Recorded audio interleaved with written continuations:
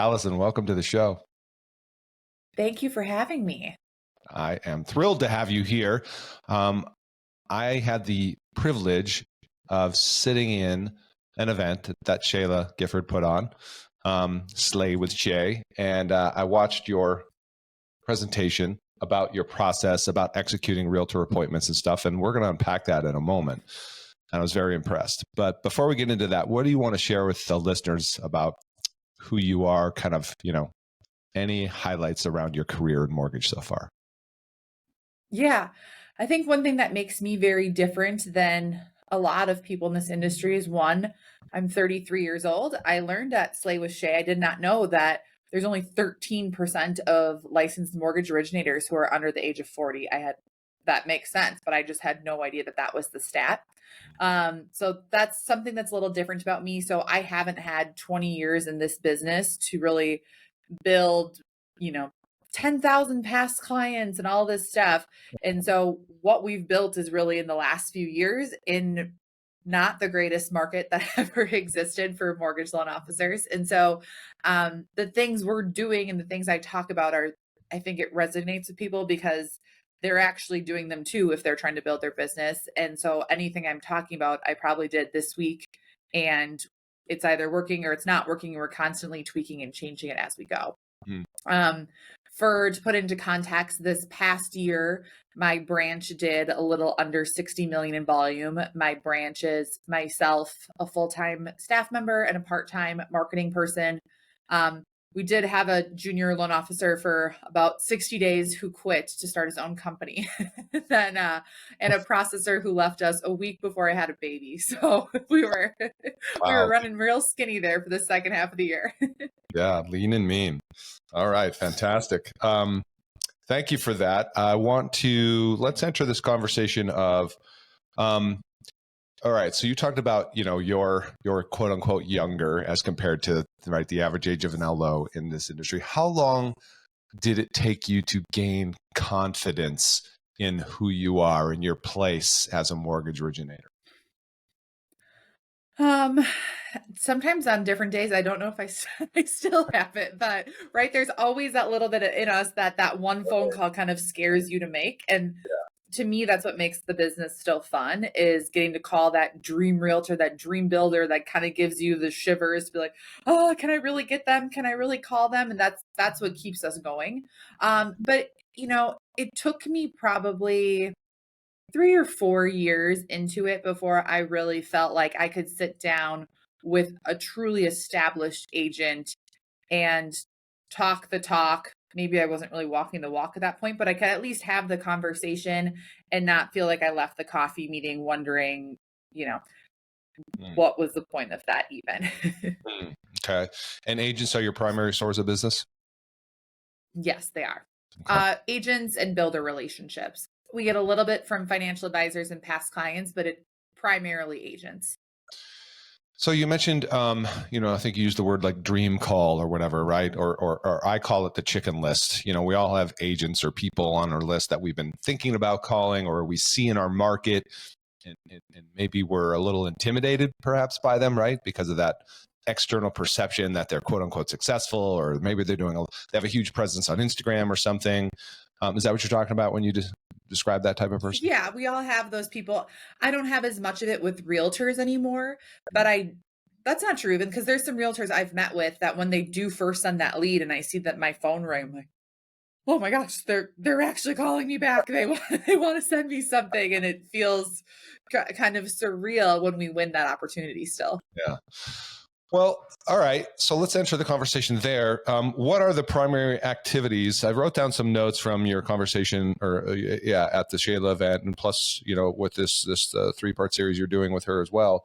How many? Let's do it this way, because I thought this was very useful. Because there's a lot of, as you know, noise around real estate agents from the loan officer perspective, right? Like I was on a call a couple of weeks ago, and one of these mortgage professionals wrote in the chat on the Zoom that realtors are PITA. And I was like, so John, I just want to call this out for a second. PITA, are you saying that they're a pain in the ass, right?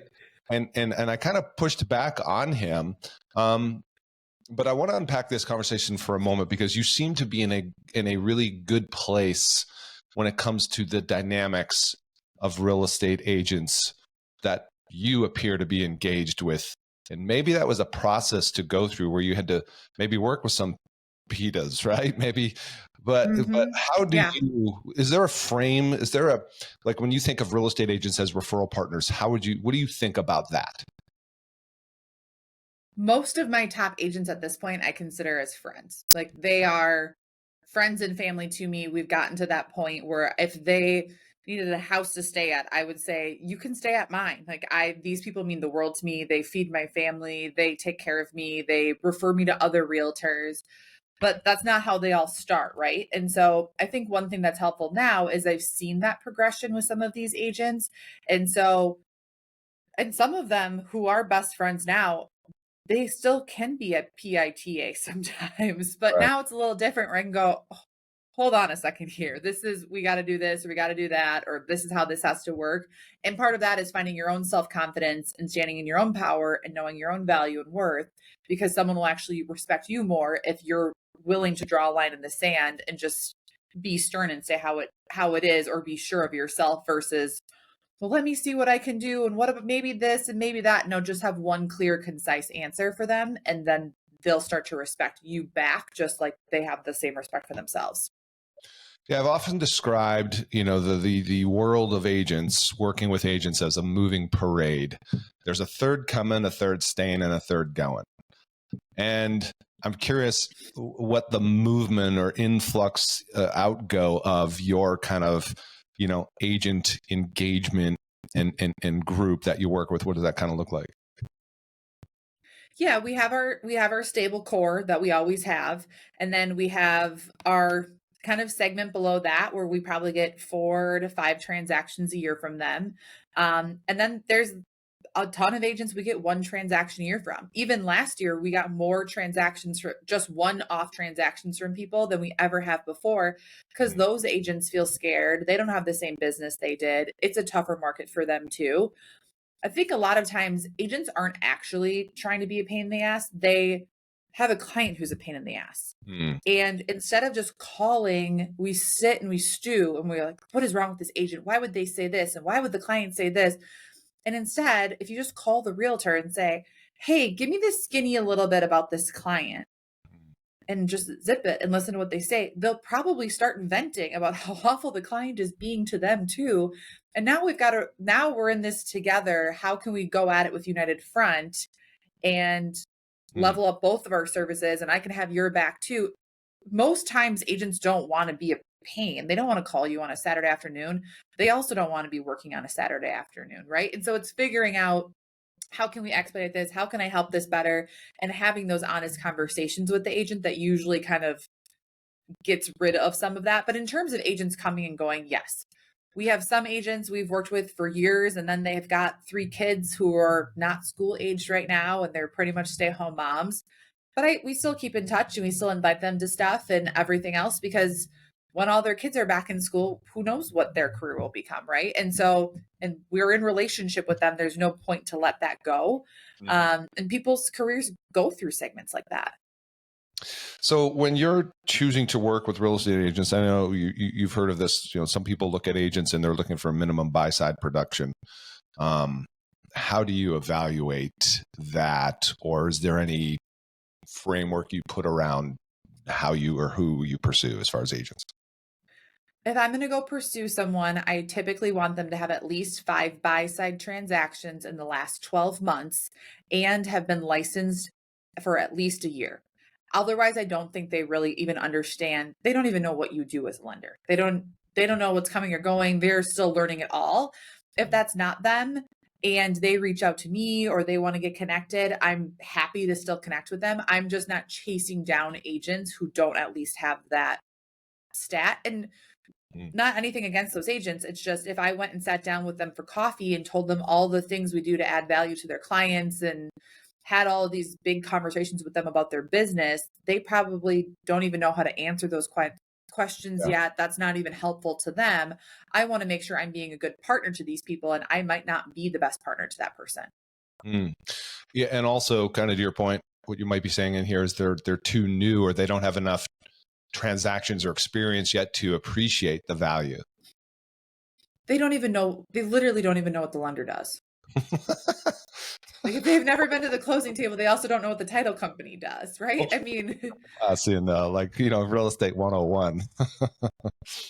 and and so I do every once in a while I'll host like a mortgage 101, how the mortgage side of things work. I just hosted one the other week.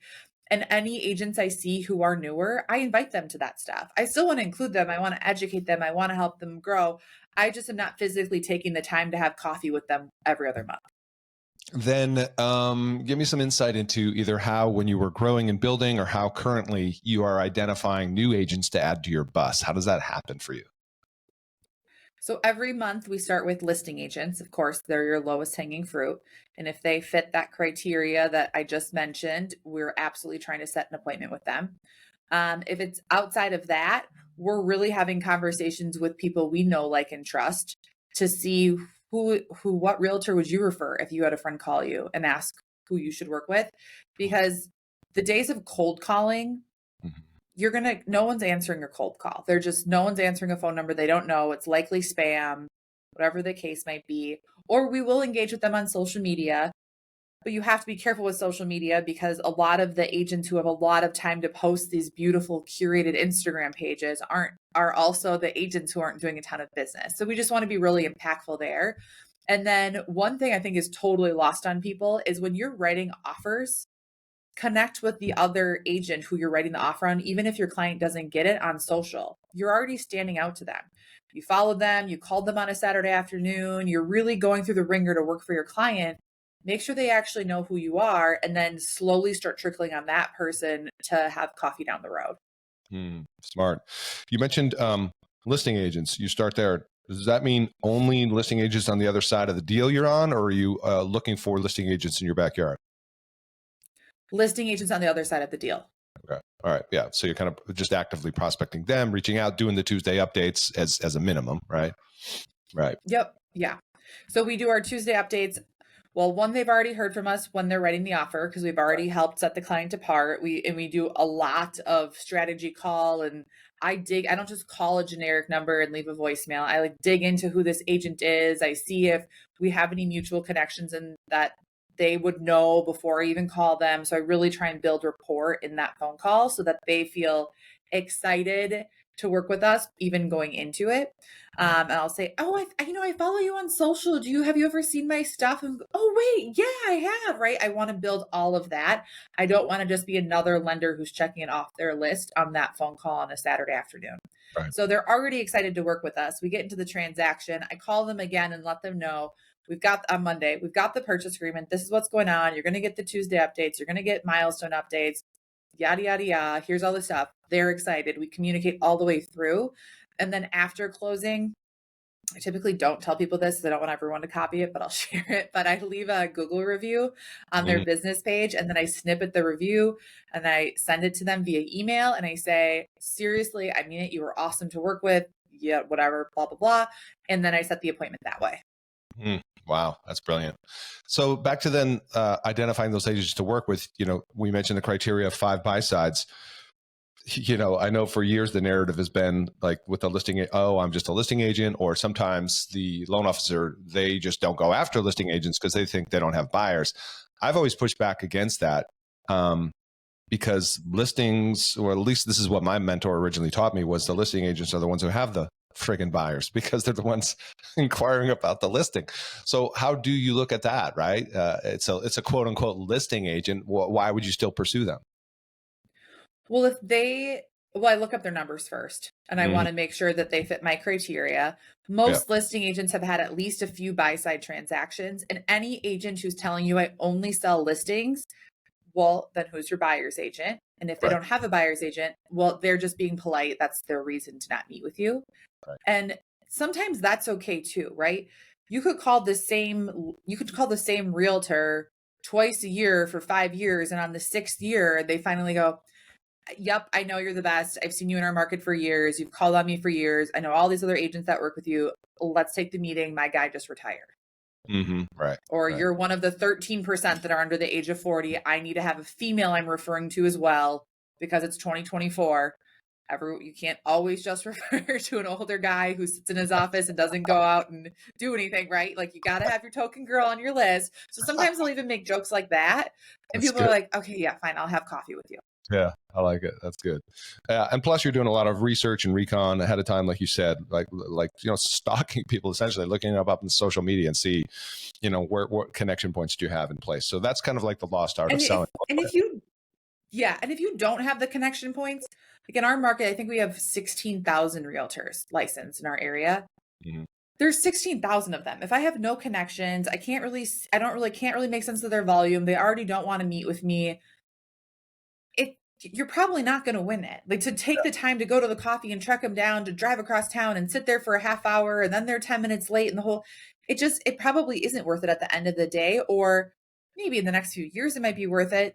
But if you're trying to gain traction in business right now, that's not which has been my strategy. I haven't done that long-term game as much just because I needed to figure out how to pay my bills and close loans tomorrow, not in 5 years from now. Yeah. Okay. Good stuff there, which leads me to kind of the next section of you creating a brand awareness for the Allison Larson team in your local market. One of the things you talked about is events. You do a fair amount of events. Is it one a month? What does your schedule look like roughly? It depends. So summer in Minnesota, no one's ever around, everyone's gone and they're too busy. So then we kind of take a pause a little bit in the summertime, and then Right. fall, people are excited to get back together. So we really do kind of dictate it on what's happening in the market, what realtors have an appetite for. Are they craving something in person? Are they craving something virtual? Are they craving happy hour? Or are they craving networking coffee? We have just a goal that we have a minimum of 6 events a year. Okay. In-person events. Right. But sometimes they get more stacked up. Like all of a sudden in the fall, sometimes we're really stacked with things. And we Right. also do quite a bit of partnering with a realtor on mutual clients or their VIP client. We do a lot of that kind of stuff too. Like client appreciation events, things like that, or? Yes, but with one realtor versus we do our one annual client event, but then we also do a lot. For example, a realtor and I just hosted an event for clients 2 weeks ago where we did a floral workshop making class. Come join us, apps, wine. We're going to learn how to make floral arrangements and bring a friend. Well, one of the things you mentioned on the training was I wrote down that you mentioned, if I'm correct on this, that last year you closed a deal, at least one deal or more, across 94 different realtors. Yeah. Like that's a lot. I didn't realize that stat until I literally looked it up myself on Redder. I looked it up. I was like, wow, that's a lot of realtors. A lot of realtors. The point you made about that, what I love was this, is that, and I've gone through this exercise, as I'm sure many people listening have, where, first of all, LOs, you spend too much time looking up other LOs. And, they're like you're looking at their production. And I remember I did this with Denise Donahue as well, right? And so Denise Donahue, similar to you, she had closed, I think, 100 plus deals across 100 realtors, right? But I think the brilliant point you made was to the earlier conversation we had about, like, if they're only doing 5 sides a year, right? And by the way, you're probably not going to capture 100% of that business. Like I know you have a couple of realtors where you're capturing, right, 80% of their business or whatever, maybe 1 or 2. But by and large, that's not usually how the business plays out, is it? Usually it's across one to 3 or so deals across many realtors, right? Yeah. Yeah. So and if you want proof, look up when you are wasting your time looking up loan officers' numbers online, go look up some of the people you admire the most. This was very eye-opening to me. Most of them don't get more than 4 deals a year from one realtor. Maybe right. they're getting more leads, but they're not closing the deals necessarily. In this market, it is hard to convert that many deals from certain agents. And so really watching where those deals are actually coming from and where the relationships are coming from. Half the time we're giving so much attention to realtors and we're actually not closing loans from them. We're just getting leads from them. Excellent point. And speaking of that, by the way, is there a lead management process you have when you get a referral or something? Do they go into your CRM, or like, what does that look like? We have a lot of people have probably heard of the lead tracker, which a lot of coach Mhm. students probably utilize something similar. Guild has all of those tools built into our CRM. So I have a full lead tracker screen that I put in with the notes and the referral partner tagged and all of that that can then convert into an active loan, which is nice because then it's really easy to track your stats from lead to conversion and who didn't get pre-approved and what realtors are sending us the most qualified leads versus not, etc. Hmm. Okay.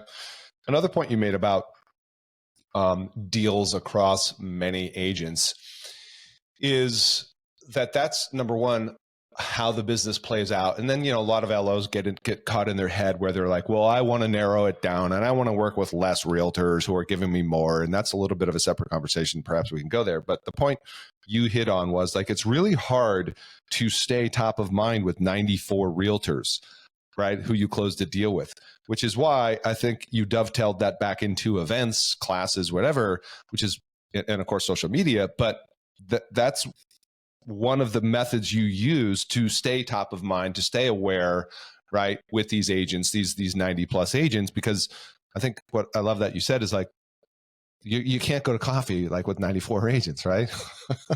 And no one wants to. They don't Right. wanna go to if you're only doing 1 deal a year with them, do you really think they wanna go to coffee with you every other month? Probably not. I have an insurance agent. We refer almost all of our business to this one insurance agent. I've known him since college. We have, like, childhood friends together. He texts all the time, "Can I bring you lunch? Can I do that?" "No, I don't even need to see you this year. I'm totally good. Like, I'm really Right. busy. I think you're Right. the best. Thanks for checking in. Here you go." Like, that's all people need. People don't even have time to see their friends in 2024 or spend Yeah. enough time with their kids. They don't necessarily need to go make small talk with a lender all the time. Hmm. How what does your agent recruiting process look like? Are you know what I mean? You're kind of, you're fishing, right? You're recruiting for other agents to bring on board. Yeah. Other loan officers, other agents. You are looking to bring Agents. Like, agents on. Yeah. yeah. So, for example, first thing this morning is I spent about 45 minutes kind of reverse prospecting the listing agents from um, April's closings, the reviews, the asks, all of that, kind of circling on okay, we're following this person on Instagram. Is this like a really, really good one that I need a email, text, call today? Or is this like a let's just toss out an email and see if it sticks kind of one, right? Like what is the level of interest on this? And Yeah. then if we don't get a response from them and they have high level of interest, then they go on another list, or then we're tracking it through our CRM.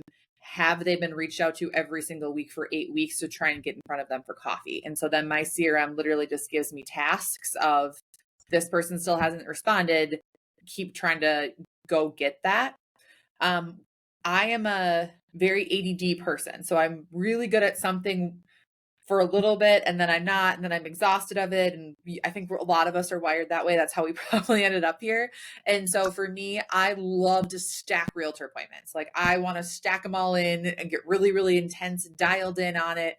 And then the next week or the next couple of days, I need to be like really in on my pre-approvals. I don't like to have a realtor appointment here and a realtor appointment there. I think I forget who they are and I'm not as intentional. I don't follow up as well. And so kind of sparsing those out helps. And so then that way, I typically have 3 or 4 agents all at one time that I really liked that are new to me that I can make a big deal about coming to this next event.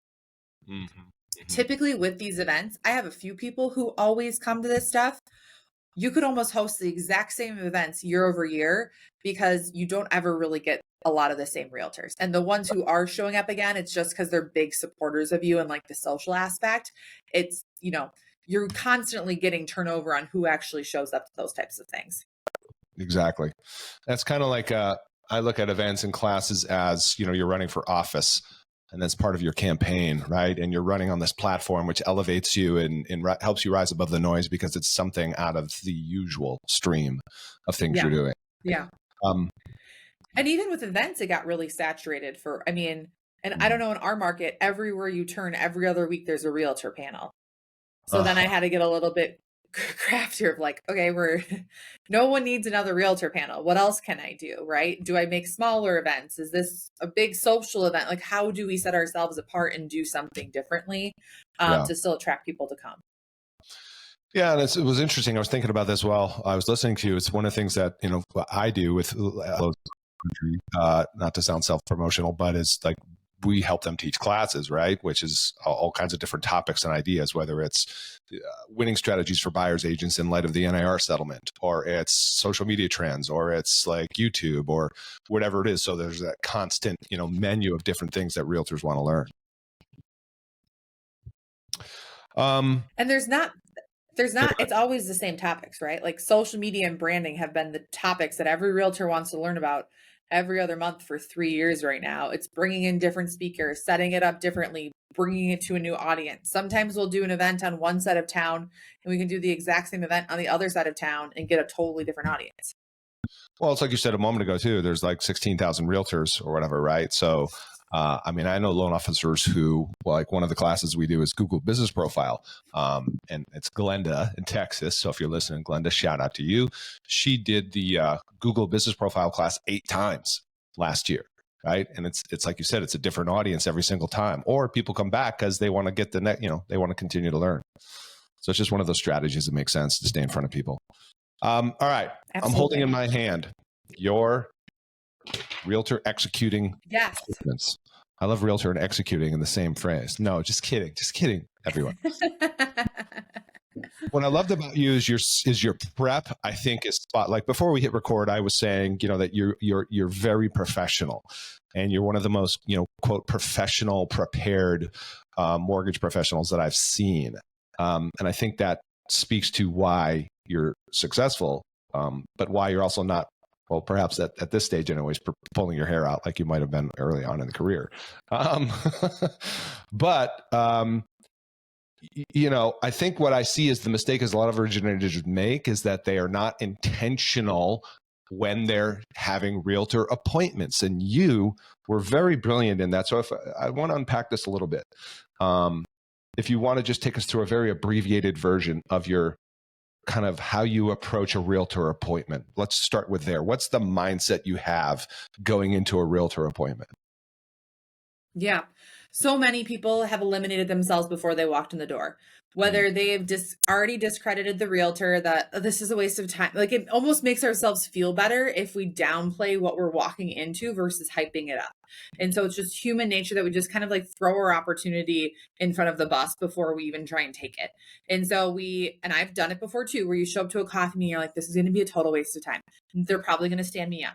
Why are they late? I should be doing this email. This person, I just looked them up again. They don't even do that much business. Are they going to even send me anything? Or they are a really good agent, and we get in our mindset of, well, I've only done this for X amount of years and I'm this and that, and they're not going to send me business. As soon as you take all of that out of it, when you look up before the meeting and you look up their Facebook or their Instagram, don't just look at all their business pictures of their close signs. Look at who they are.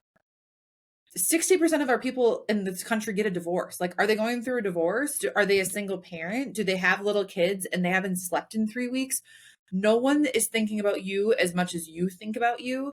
They probably can barely remember who you are when they're on the way to that coffee meeting. And so going in there with the mindset of the only goal is to understand where their pain points are and find some kind of connection with them so that you can continue to follow up.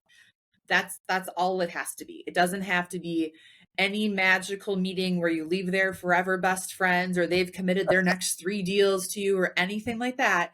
You just have to walk in there with that mindset and know what you're going to talk about ahead of time. There's nothing more awkward than getting to a coffee meeting, not even knowing what the person looks like, or standing in line making small talk and going, "Oh, so you've got kids, right?" And they're like, "No, I'm not married and I don't have kids."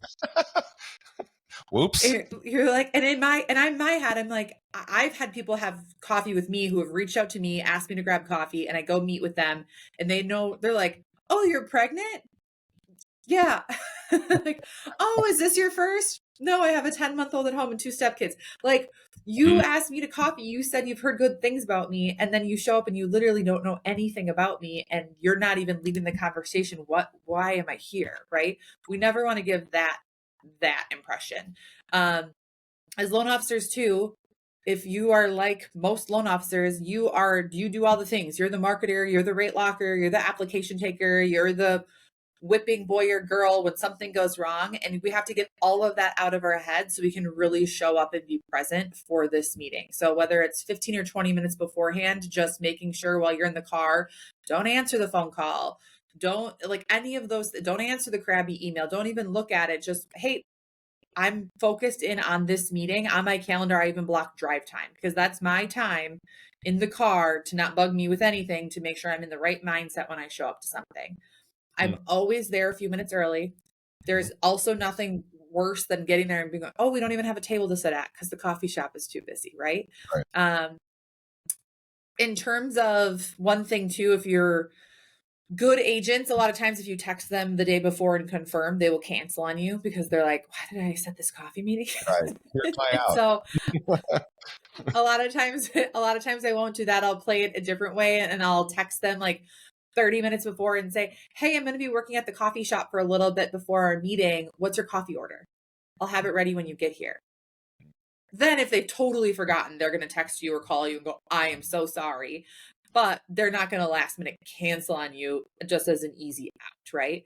And then you can, what a good experience if they get there, if the coffee shop is really busy and you've got the coffee ready, you don't want to waste this person's time. You value their time, just like you want someone to value your time.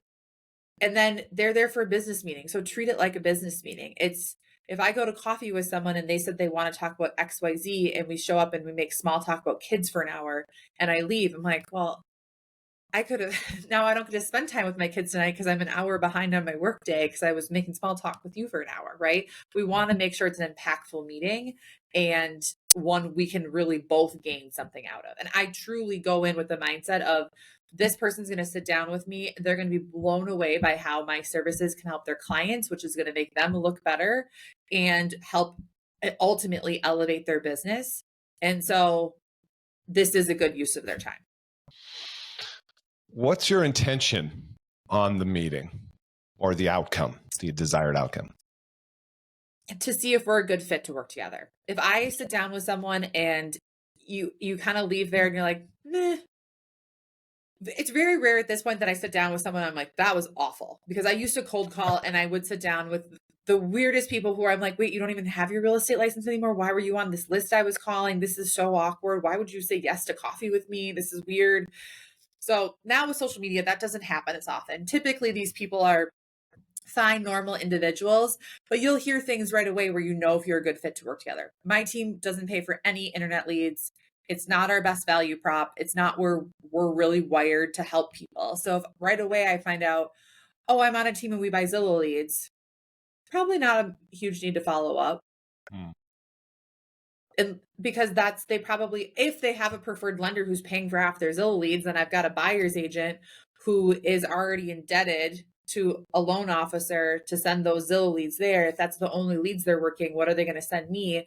I'm not going to follow up the same as I would an agent where I leave and I'm like, I like you. Like, I really like you. I want to work together. I would refer a friend or family to you. I would love to, I won't be mad and think you're a pain in the ass if you have to call me on a Saturday and want me to call a listing agent, right? Or your client has last minute questions. Those are things I want to be in it with people I like. So I'm going to the coffee meeting with the intention of making sure we both fit together to work together.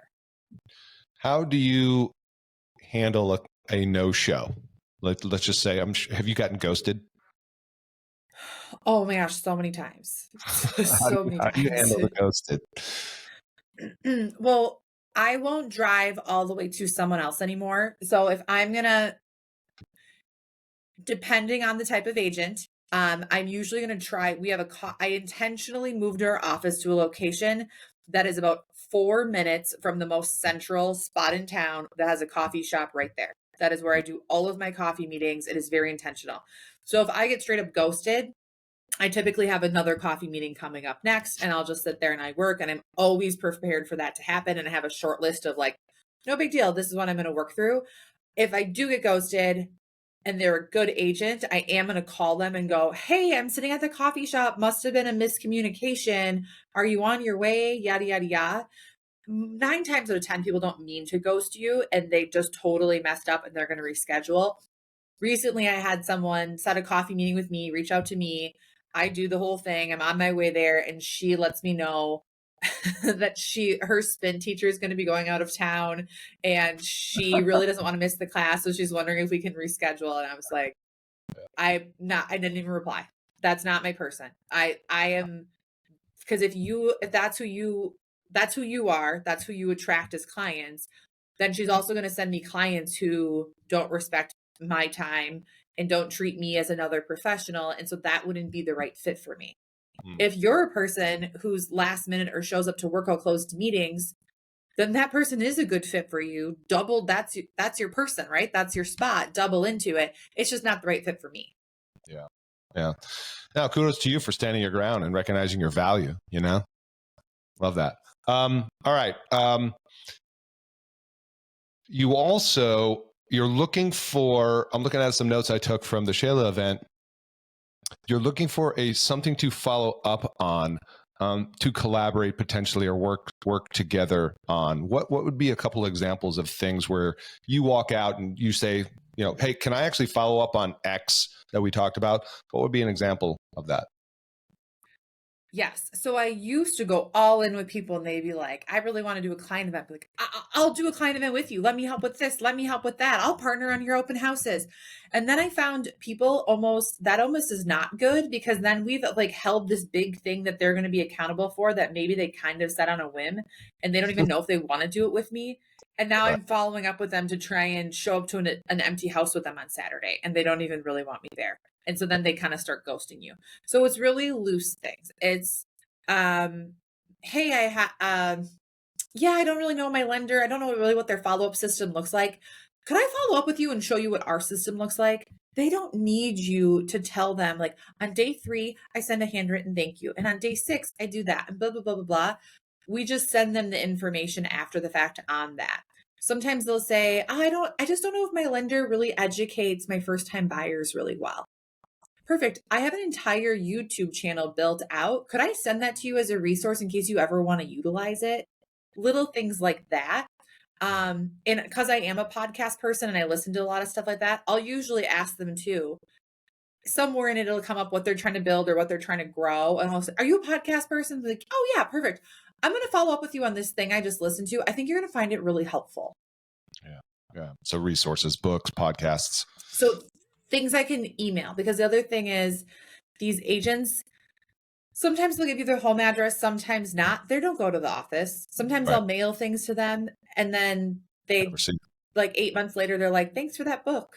Like, right. Exactly.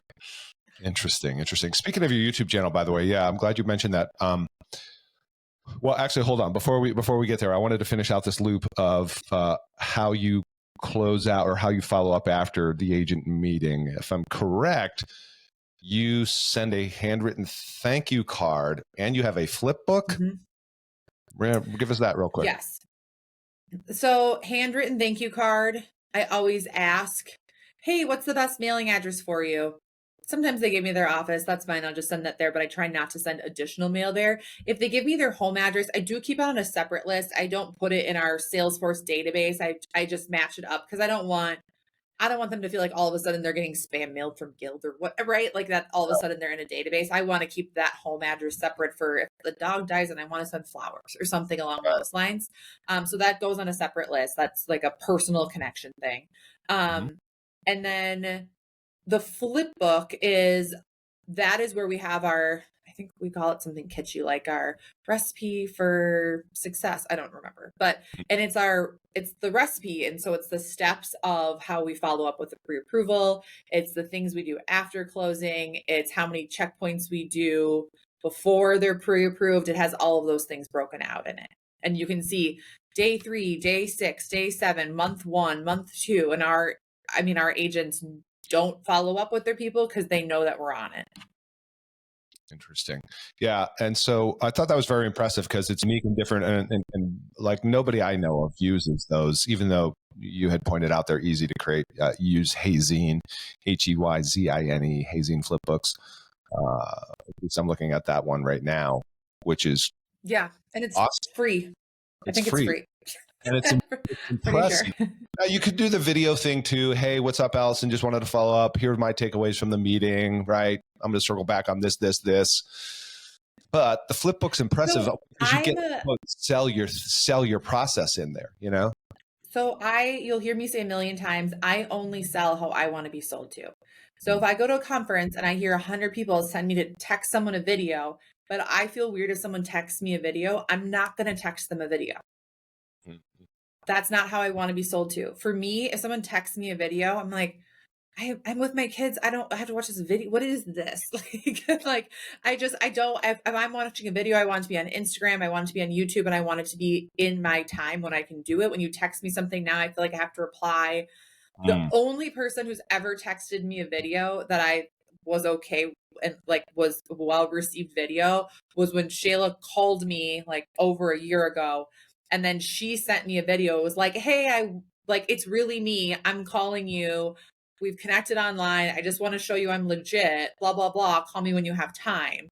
Yeah. Um, Yeah. and I was excited to hear from her. You're a lot of times the realtor and your client is like not that excited to hear from the mortgage person via text video. They're like, well, what does it say? Can you just text it to me? Mm. Is it 96 or 98% of things on our phone people don't listen to? They just read the subtitle. So if I'm sending someone a video that they have to turn the sound on, Mm. now I've taken up their time. So I don't do the text. I don't do the text videos. That's why. But there are a whole demographic of people out there who probably love it. Well, I think the point is context, right? Context is important of that relationship. Okay, let's pivot briefly to, you mentioned your YouTube channel now. So oftentimes when I prepare for these interviews, is I'm going to get on your various channels and links or whatever and go through your stuff. And I thought it was really cool that on your Instagram you have this link tree and you've got these different links over there.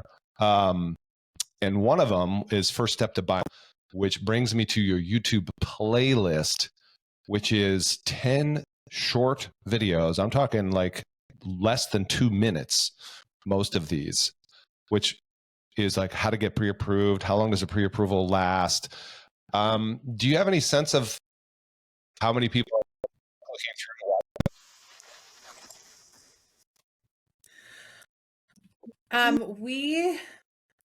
We created the YouTube channel probably like a year or two ago at this through? point.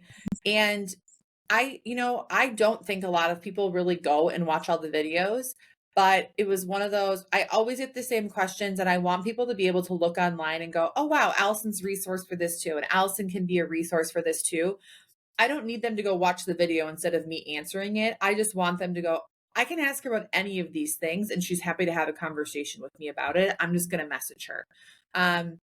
We send those out to realtors as a follow-up point, and then they also go out as a follow-up after our pre-approval meeting. I think it's one of them is I'm pre-approved, what next or something. And so that is essentially the same things I talk about in the pre-approval meeting, but sometimes both spouses didn't hear it, or sometimes you're not listening at all because you're distracted by your kids. And now you're going before bed and you'll actually listen to some of this stuff. So it's supposed to be just an extra place for someone to receive the information if they want to, and for someone to go through and just go, oh, she's credible. Mm-hmm. Okay. All right. So many times you look people up on Instagram, the amount of loan officers actually who followed me after yesterday's webinar. And when I go to their Instagram, I can't even figure out what company they work for, if they do mortgages or if they're in real estate. What city are you in? I have no idea when I look at their social media. Even if I click on their link tree, I still can't figure out apply now. But where am I even applying at? What company do you work Yeah. at? I don't even know. So the bio is And important. so just sharing more information. So someone who you have their attention for 1 second goes, oh, wow, she's like kind of the real thing. Okay. Yeah. I don't know. Seems legit. She's not some girl just like doing mortgages out of her basement. Yeah, exactly. Which I actually did all the videos in my basement. So that's a little counterintuitive. Awesome. But Well, I mean, let's be honest, right? First impressions matter. We do judge a book by its cover, by its title. So if you are, I remember somebody used to say so people are going to look you up. That's what they do. They look you up online today, obviously. And the question is, what do they find? Like, is it professional? Is it clear who you are, who you help? Like, I'm looking at your Instagram bio, and your bio is very clear, helping you finance your home buyer education resources, NMLS, Guild Mortgage, right? Then your link tree. So it's very clear, like, who you are, what you do. yeah. Smart. Yeah. My last tidbit would be we all look to each other to copy other mortgage people and other real estate people to copy each other. Guys, we're like decades behind the times on technology and marketing, all these things. Like, look to other industries and see what they're doing and take advice and tidbits from there who have whole marketing teams, not just, I mean, I don't have a marketing team. I have a part-time gal who's related to me that helps me post on social media. We're just doing the best we can. So everyone then goes and copies my stuff. I'm like, maybe a marketing company would say this sucks. I have no idea, but maybe just take a little bit here, take a little bit there, piece it together, make it your own thing, do a little research, make it Yeah. impactful. You don't just have to copy literally everything you saw one other person do. Yeah, exactly. And remember, we're all, what makes us attractive or stand out to whoever it is we're trying to engage with is us, who we are, our uniqueness, you and the fact of your story with your family and the kids, and you're pregnant again right now. So I'm grateful for you being here doing this. So the goal isn't to copy and have us all look like clones. Like, we've already made that mistake enough, right? Now it's time to embrace the uniqueness that we have. So listen, Allison, this has been a fantastic education, a clinic for everybody listening. So I'm going to do this. Let's link up where people can follow you. Is there any recommendations where you prefer? Because I'm going to link up, YouTube, Instagram. What do you want to do? Yes, go follow me on Instagram. We're doing a 3-week webinar series right now. We're going to be doing more things like that to come. One of our reasons of moving to Guild was to have the platform to help lead other loan officers, and we are totally looking to engage with other like-minded people who want to grow into the same thing that I've done in the last few years. So go follow me on Instagram, MPLS Made Mortgage, and follow me and say hi. Well, would you like people to sit in on the final 2 sessions of that webinar you have? Yes. Okay. Yes. There's also a link in the bio. Go ahead and sign up. You can sign up for the next couple of weeks on there as well. And if you miss the first one and you sign up, you'll get a recording too. Well, I'll make sure I put that as a primary link. It's called Solitude to Synergy. I sat in on the first session with you and Shayla. It was fantastic. The next sessions are coming up May 29th and June 5th. At 11 a.m. Pacific. So make sure you check the link in the show notes to register for that, because, whatever you're doing with Shayla is always fantastic. And I've learned a lot, and I'm sure everybody else will too. So thanks again for your time. I appreciate it. Thank you for having me. My pleasure. All right, everybody, you know what you need to do. If you like this episode, go check the links in the show notes and leave us a review if you're so inclined. We'll see you on the next one. Bye for now.